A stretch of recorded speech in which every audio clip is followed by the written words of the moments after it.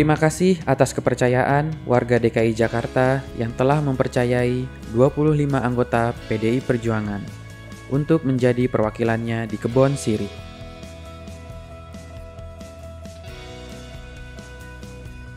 Terhitung 1.336.344 warga di DKI Jakarta mempercayai suaranya kepada kami. Para anggota Dewan terpilih kami akan selalu berusaha menjadi penyerap aspirasi dan perwakilan warga DKI Jakarta yang baik dalam melayani dan mengayomi warga. Sebelumnya, kami ingin menyampaikan bahwa tahun 2020 mungkin menjadi tahun yang berat bagi kita semua, terlebih untuk warga DKI Jakarta. Pandemi COVID-19 memberikan dampak yang menyulitkan untuk kita semua. Bagi warga DKI Jakarta, tetaplah menerapkan protokol kesehatan dengan tetap mencuci tangan, menjaga jarak,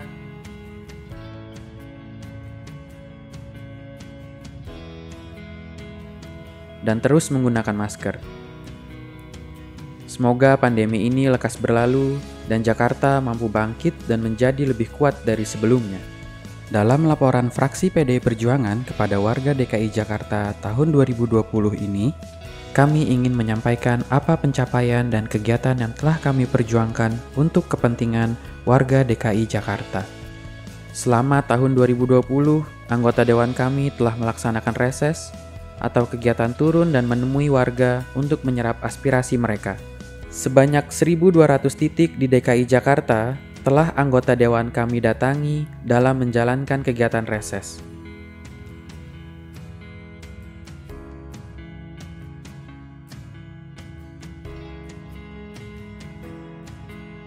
Dengan jumlah undangan per titik sebanyak 200 orang, maka dalam setahun anggota Dewan kami sudah menemui 240.000 warga untuk menyerap aspirasi mereka melalui reses di tingkat kecamatan, kelurahan, RT dan RW.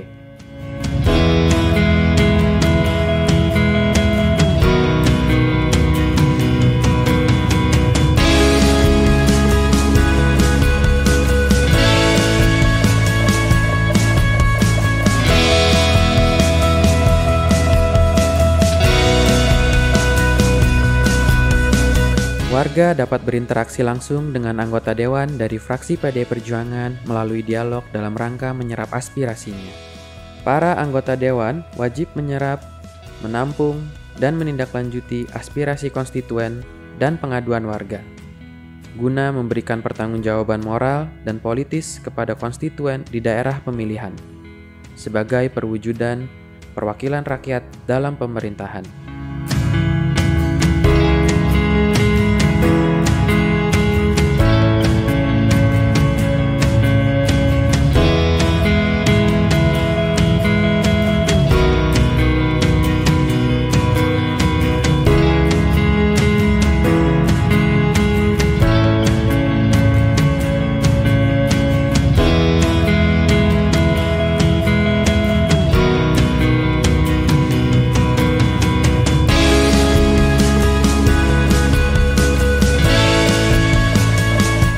Anggota Dewan Fraksi PDI Perjuangan selain mengadakan reses, juga mengadakan acara sosialisasi peraturan daerah atau Sosperda, di mana di acara tersebut Dewan akan memaparkan peraturan daerah bersama seorang narasumber yang kompeten di bidangnya, agar warga DKI Jakarta mengetahui peraturan daerah di DKI Jakarta serta lebih melek hukum dan mempunyai literasi hukum, terutama peraturan daerah yang dapat meningkatkan kesejahteraan warga sehingga bisa diimplementasikan oleh warga, seperti Perda Kepemudaan, Perda Pengolahan Sampah, Perda Banjir, Perda Kebudayaan Betawi, Perda Transportasi, serta Perda Tata Ruang dan Peraturan Zonasi.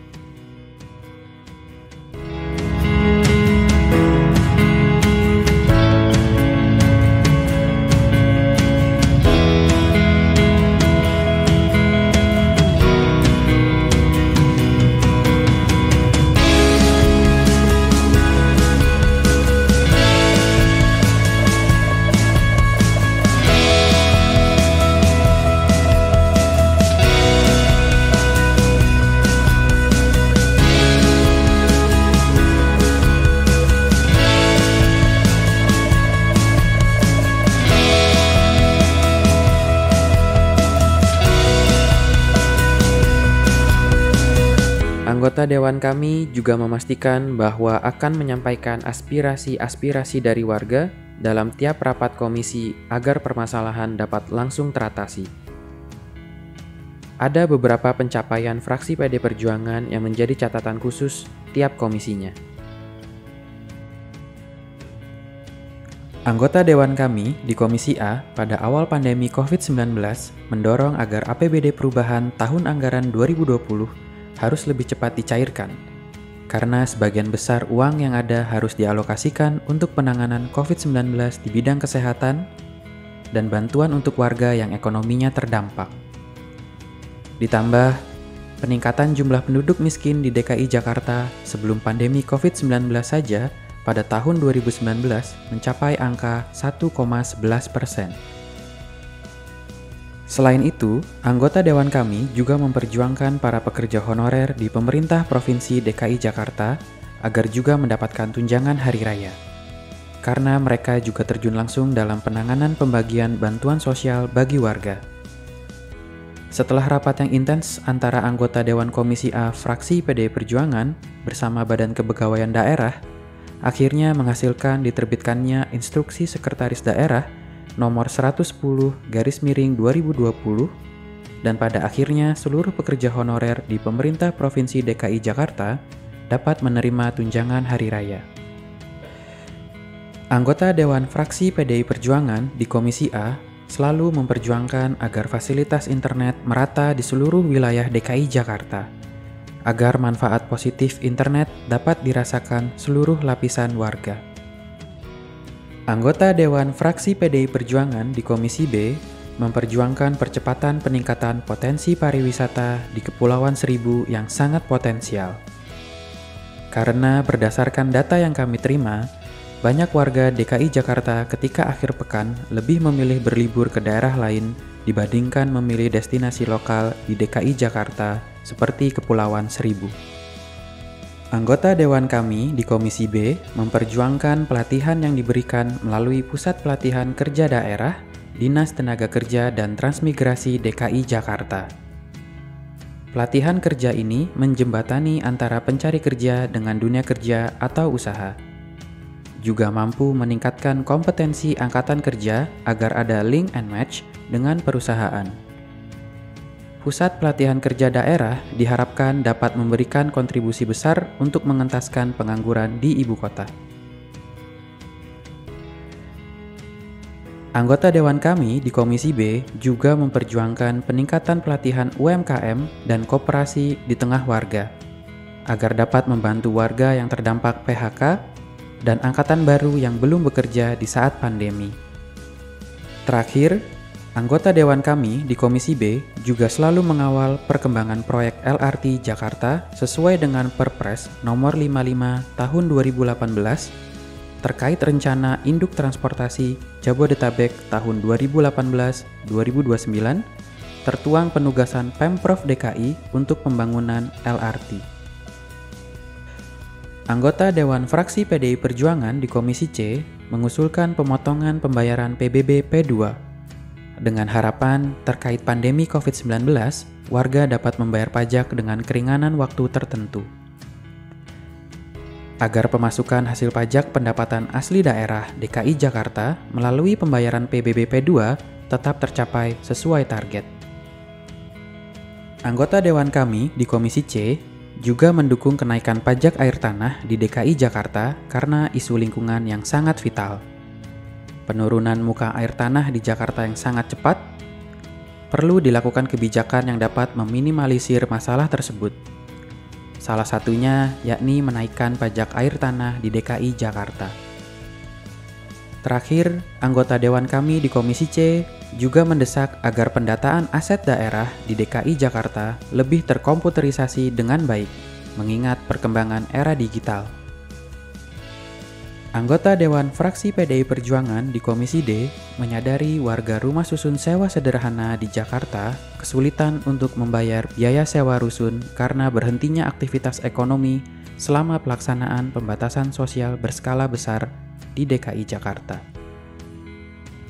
Pada tanggal 23 April 2020, anggota dewan kami mendorong Dinas Perumahan Rakyat dan Kawasan Perumahan untuk segera mengeluarkan relaksasi atau pembebasan iuran sementara. Dan pada tanggal 3 Mei 2020, Pelaksana Tugas Kepala Dinas Perumahan Rakyat dan Kawasan Perumahan menyatakan bahwa Pemprov DKI memberikan relaksasi terkait keringanan pembayaran retribusi sewa bagi warga rusun. Relaksasi ini sangat membantu warga yang tinggal di Rusunawa. Anggota Dewan kami di Komisi D mengkritik fasilitas pengolahan sampah antara dalam kota atau ITF. Program ITF digagas sejak pada masa pemerintahan Pak Ahok. Tetapi hingga sekarang ITF hanya sampai pada tahap groundbreaking saja. Fraksi PDI Perjuangan mengkritisi hal tersebut karena kapasitas manajemen sampah. Faktanya, kapasitas tempat pembuangan sampah terpadu Bantar Gebang diprediksi akan penuh pada 2021 dengan total kapasitas 10 juta ton. Anggota Dewan kami mendorong peningkatan pembangunan ruang terbuka hijau atau RTH di DKI Jakarta yang cenderung stagnan karena saat ini hanya mencapai 9,9% dari target 30%. Pembangunan RTH di DKI Jakarta mendesak untuk dilakukan.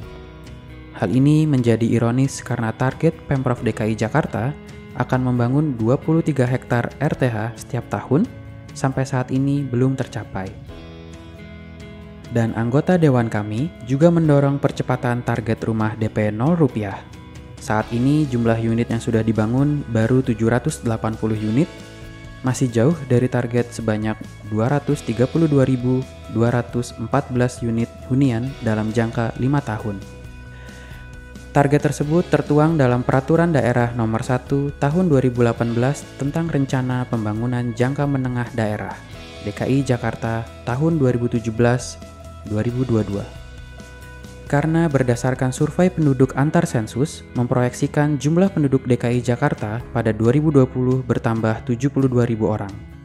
Bertambahnya jumlah penduduk juga semakin membuat bertambahnya jumlah hunian yang dibutuhkan warga DKI Jakarta.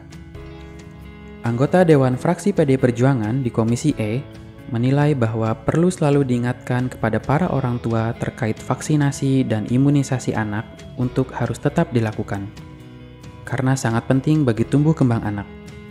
Dan Pemprov DKI Jakarta harus memberikan sosialisasi yang efektif dan tepat sasaran, serta menjamin fasilitas kesehatan di DKI Jakarta siap melakukan prosedur tersebut secara tepat dan cermat di tengah pandemi COVID-19. Anggota Dewan kami di Komisi E juga memperjuangkan ketahanan rumah ibadah selama pandemi COVID-19. Pandemi tersebut membuat pemasukan menjadi berkurang yang akan berdampak pada operasional rumah ibadah. Maka Biro Pendidikan Mental dan Spiritual DKI Jakarta akan mendata semua rumah ibadah di DKI Jakarta, mulai dari masjid, gereja, pura, wihara, kelenteng, agar mendapatkan dana operasional ketahanan rumah ibadah. Anggota Dewan kami di Komisi E mengecam dengan tegas kejadian guru intoleran saat pemilihan OSIS di SMAN 58 Jakarta dan kasus pembuatan soal UAS dengan penulisan nama tokoh. Anggota Dewan Komisi E, fraksi PDI Perjuangan, melihat ini sebagai persoalan penting dan harus segera menutup celah agar tidak ada lagi pihak-pihak yang menumbuhkan embrio disintegrasi NKRI. Dan mendorong Dinas Pendidikan untuk lebih mengoptimalkan sistem pengawasannya agar hal ini tidak terjadi kembali. Anggota Dewan kami juga memperjuangkan uang operasional dari 250.000 menjadi 500.000 untuk Dasawisma, serta mengusulkan semua suku dinas sosial di DKI Jakarta untuk menganggarkan popok lansia, dan ini menjadi sejarah pertama di suku dinas sosial di DKI Jakarta. Anggota fraksi PDI Perjuangan di Komisi E juga mendorong Dinas Pendidikan DKI Jakarta untuk menganggarkan dana penebusan ijazah yang tertahan oleh sekolah. Selama setahun ini, kami telah mengoptimalkan saluran media kami untuk menerima pengaduan dari warga, seperti nomor telepon, Instagram, Twitter,